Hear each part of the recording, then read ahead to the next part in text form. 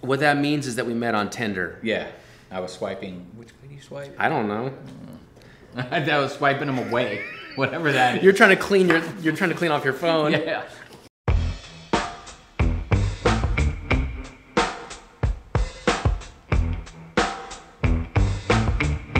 Here we are, another episode of BS with TG with the one and only Todd Francis.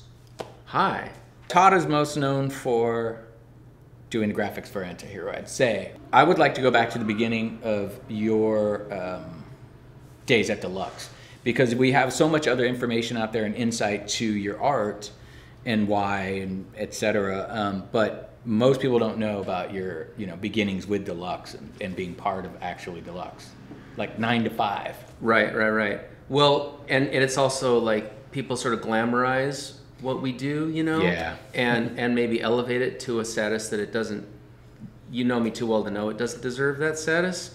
But yeah. Well, you literally draw piles of dog shit on skateboards. Yeah. I'm sitting around trying to come up with poop jokes most days. Yeah. And I have to get it done that day. So it's not like I'm rubbing my chin for a week to come up with the perfect poop joke.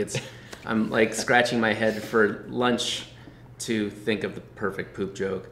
But yeah, looking back to, I guess that's like 94. Basically, thanks to word that I had gotten that they were looking for an entry-level artist at Deluxe, which used to be located in the middle of, it was like a ramshackle hut out in Hunters Point.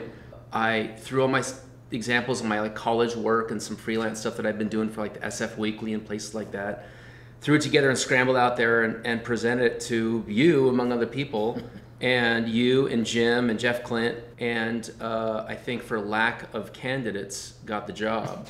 And no one... He's the only one who showed. Pretty much. And the pay was so crummy that I understand why. It was minimum wage, and I was like, there's nothing that's going to keep you from getting this job. My mouth was watering at that minimum wage because it was a chance to do art for a living, even though it was actually, they said, listen, it's your art's not bad, but you're basically going to be you're shooting film and doing production art, hand cutting seps for our real artists, for our guys that know what the fuck they're doing. Yeah. You clearly don't know what you're doing. You can draw okay, and you will occasionally throw you a bone. You can do a wheel every now and again, or like you can fix Chris Pastras's drawing, like you can like take the mustache off of the lady's lip or something.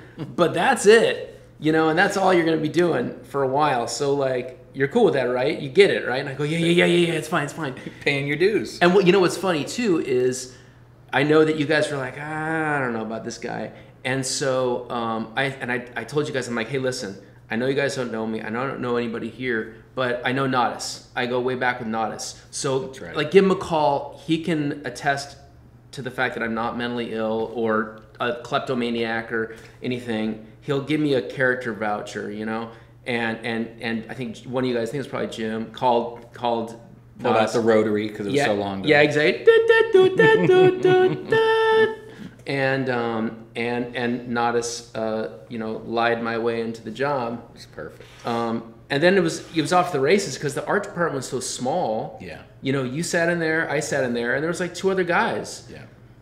So, you hear about like the mailroom at Sony, and like, yeah, the guy got his job and started the mailroom and worked his way up. Next thing you know, he's a mogul with a cigar in his mouth. Well, like the ladder at Deluxe was, me, entry-level monkey. Well, there were like 4 rungs on the ladder. Yeah, it was you stepped up a curb. Yeah, exactly. So the other guys that were doing art there both kind of were more into drugs and graffiti. And so that's right. Oh, and the other thing too, you have to be at Deluxe at 8 a.m.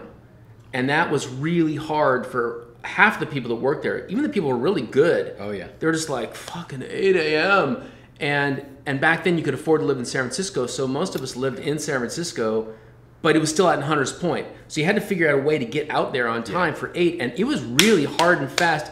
It's 8:03, what are you doing? You're late. Yeah. And that baffled some people. And me, I would get there super early and sit in my car and like wait for the arm to get, I was so stoked to have this job to where I was like, I'm doing art for a living. I went to college for a reason. Like, hey, it's gonna be great. So that was the start.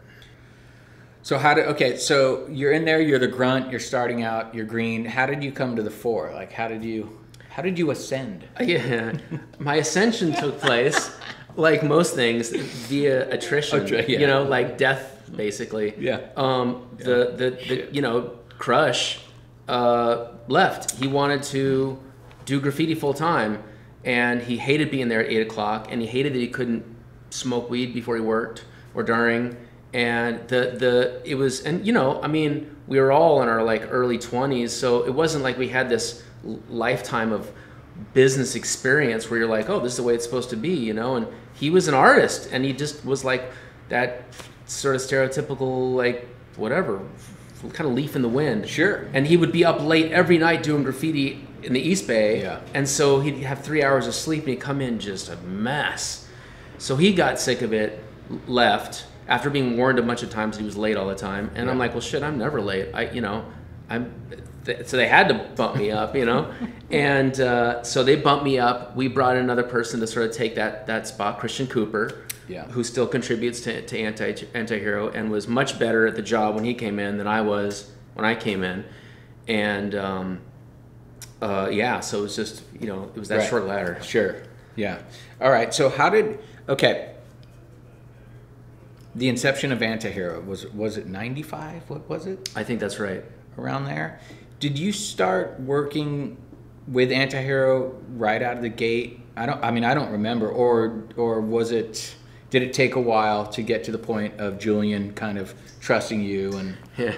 Well, the upside was Julian trusted me a little bit because I'd been doing his graphics for real. Okay. So he was writing for real before basically you were like, Julian's a genius. He needs his own shit. Yeah. He's got too much to say. He's got more to say than the rest of our team combined.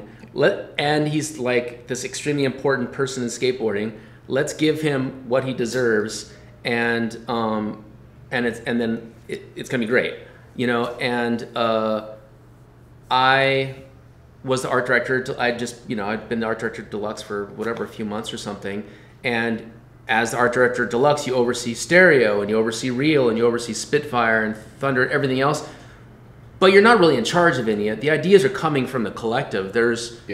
Every company had its perspective, but also had its senior voices. So like Reel, the voices of Reel were you and Jim. The voices of Antihero, it's obviously started with Julian. Yeah. Stereo was Jason and Chris. So they had their thing. They knew what they were. And my job, the artist's job, was to fit in and extend it. You were just like cream in the coffee, So with Antihero, it was the first thing that we had formed that was new there at the time. And Julian trusted me a little bit because I'd been doing his graphics for real. Yeah. And some of them were good. And but at the same time, he knew what he wanted. And he wanted Chris Johansson to do his first graphics. Right. But he also wanted Jeff Whitehead to do his first graphics too. So he had 2 batches of graphics being worked on, this amazing series by Johansson, this amazing series by Jeff Whitehead, that were the first 2 sets. And so on those, I just did I worked with the artists and helped them with the layout, helped fit things. So I was like almost their production artist. But then it was time to hey, we need to do a logo. We need to do identity work, and we were all looking around well, what's, we didn't know what the hell we're going to do. For a while, it was sort of like the Skull and Crossbones, right? The pirate, the Jolly Roger? There was an early Jolly Roger kind of, a pirate-themed ship that was really shot up. That was one of the early board graphics. It was a T-shirt. And there was also this we talked about doing a plane crashing as the logo. And so I did this drawing. It was like, hey, we need to do a logo today. Yeah. We need T-shirts today. Right now. For this company to launch. Yeah. And so I did this photocopied a World War II plane going down in smoke. And we thought that's a great idea. And then we got the shirts back the next day and we're like, these are awful. And so that no one even remember. I didn't even keep one of those, and I keep everything. And I was like, man, those sucked. So we had all these ideas, like oil and water mixing, plane crash, all these things that make sense. But every time I do them, they look like shit. And so we had to figure it out. So how did the Eagle come to be? Like that's it, right? So the eagle was the heir to the throne after the pigeon.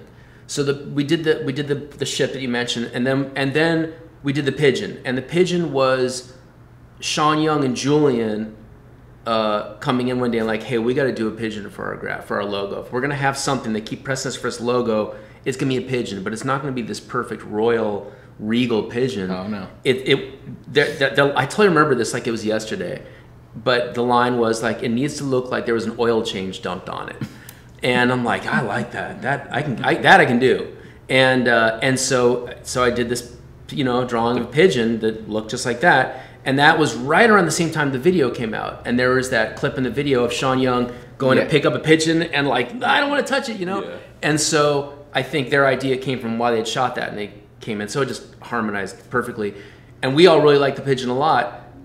Nobody bought it. Right. We did a deck. Yeah. It's a really simple deck. Nobody bought the deck. Nobody really bought the shirt. No one bought shirts then anyway. No one bought logo T-shirts. They anyway. still don't. Well, yeah. Really. And so Jeff Clint got annoyed and waited until the Jeff Clint used to run Deluxe, and he was very ingrained in all of the art processes that happened in the art room. He was the one who came in and said, "Hey, we need a new graphic for James Kelch today." He was the one who came in and told you what you needed, and he also so what are you thinking about doing? He was an artist, and he did a lot of the H Street stuff, and he was really a talented graphic designer and a complete nut. And so he came in, he waited until the Antihero team went on tour with the real team. Yeah. And this is before cell phones, so he waited till they were completely out of touch, and then he's like, I got the idea. We got to do a logo, and we got to replace that fucking pigeon. And I love the pigeon. I don't care. No one likes it. Pigeons don't soar. Yeah. This is not moving units. Something that soars. This is and so he said it needs to be something that's tough, that's like American, that's like gnarly. And I remember he would run out of words, and he'd go it needs to be. Yeah. He was like it was like charades, like bad charades. So he and I'm like, well, what is that? So he and I started flipping through books and talking about stuff, and we were like, hey, just like a really tough eagle, and we need it tomorrow. And so I just sat down and did the eagle, and it was based on like this old tattoo, and this kind of old tattoo style, and that went over really well. And it also coincided with things with Antihero taking off, a new video coming out, and just this amazing team they put together. So it wasn't just that the eagle was amazing; it was that the company was amazing, and this was the emblem for the company. Right. So that took off. The pigeon was, never to be talked about again, and the rest is not history, but bumper sticker history. Okay, what else? Because I'm just thinking like some more insight to Deluxe, because those years were just funny. Like there was only a handful of us.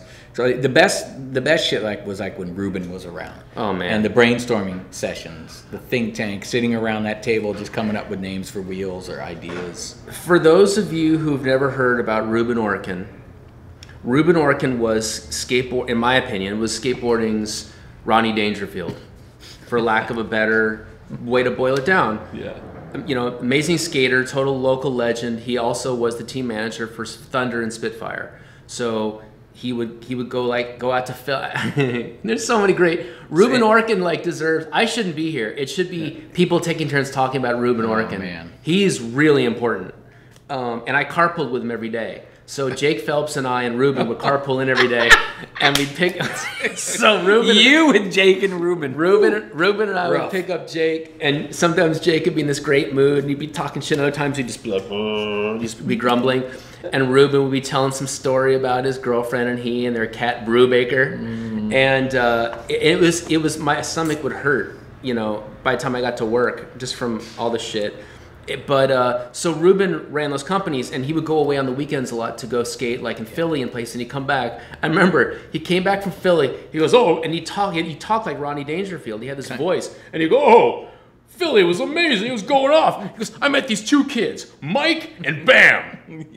He goes, "Oh, these kids are going off. They're crazy. This kid's name is Bam." I said, "What's your real name?" He goes, "Bam. That's my name. The kid's a ripper." And that was the first time we ever heard of, you know, Mike Bam, and Maldonado, and Mike maybe? Maldonado. Yeah. And Bam, you know, who was probably whatever 15, 16 at the time, you know, maybe less. Yeah, maybe. And Rubin was like blown away. I'm putting him on. I'm putting it. Bam. I don't even care how he skates. The kid's name is Bam. Yeah, exactly. That's totally Rubin. I don't care how he skates. And Rubin would come in like from the weekend, like, I got this name for these wheels. I don't know what it's gonna say, but it's gotta say gastronomical delights. Yeah. You know, and you're like, all right, I'll run with it. You know. He had the best names ever. Oh God! But the greatest idea he came up with was the all shapes, all sizes, all good. That's just, dude, that's my favorite. Rubin was so funny. Yeah. And to make it sound like a brainstorming session, it wasn't even that. It was like open mic. He would walk into the door and he'd be like, totally. Gastronomical delights. I love it. And then he'd walk off. And he did have that. He had that hand gesture too. Yeah. Oh man. He was the best. He was amazing. And when Rubin Orkin, and it's funny, I still actually get really emotional talking about Rubin because I really loved him a lot. Yeah. And I didn't go back as far with him as you did or everyone else here. Basically. But I mean, you were pretty close with him though. I love the dude, and he wound up getting cancer and dying, and he died about 2 months before I left San Francisco, and it was like, it almost felt like one of the reasons I left San Francisco. Yeah. It was so hard to deal with because he was such, like, I remember, I think someone said this during his ceremony, his memorial ceremony, was like, he lived like 8 lives in that short span, you know, because he died when he was probably 28 or something, right? I think he was younger. Maybe younger, but he'd shone so brightly, you know. He'd brought so much light to so many people's lives and so many laughs that well, remember the real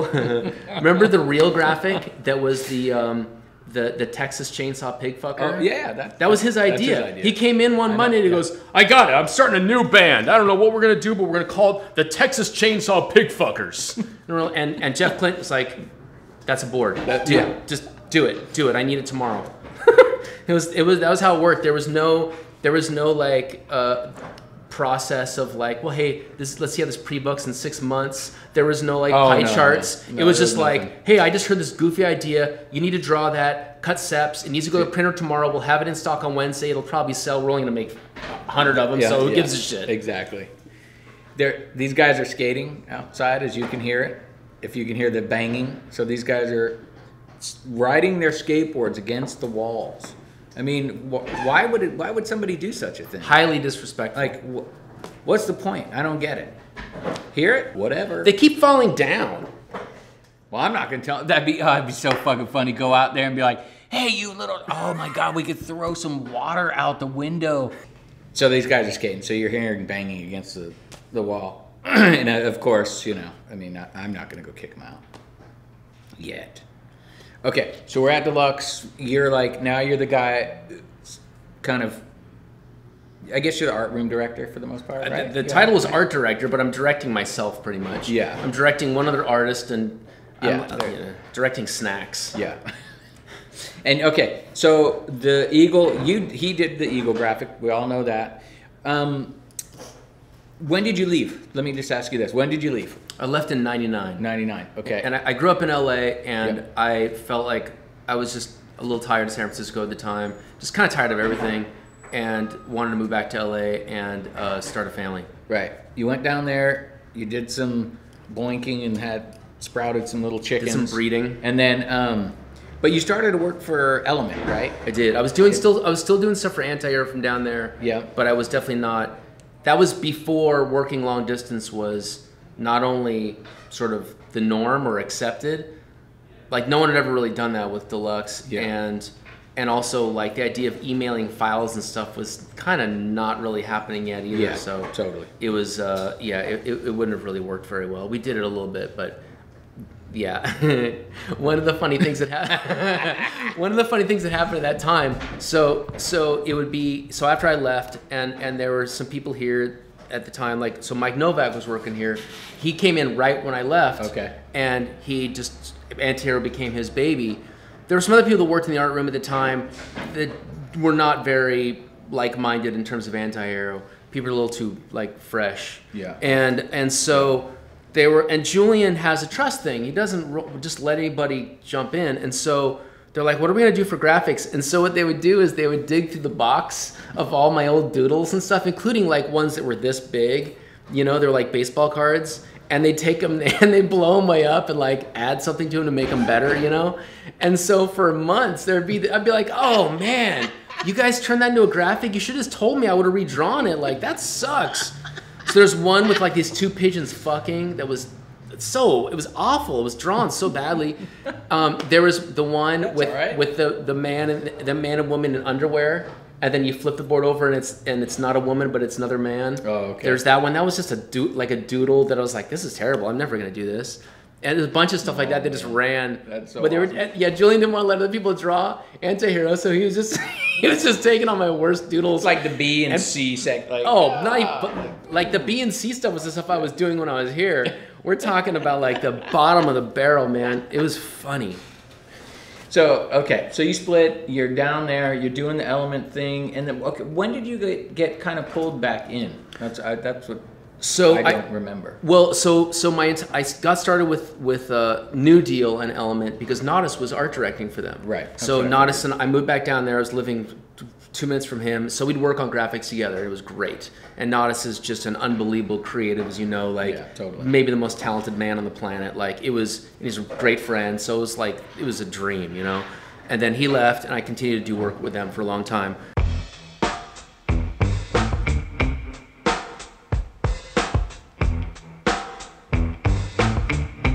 Eventually, I was working in-house at Element, and then they didn't want me there anymore.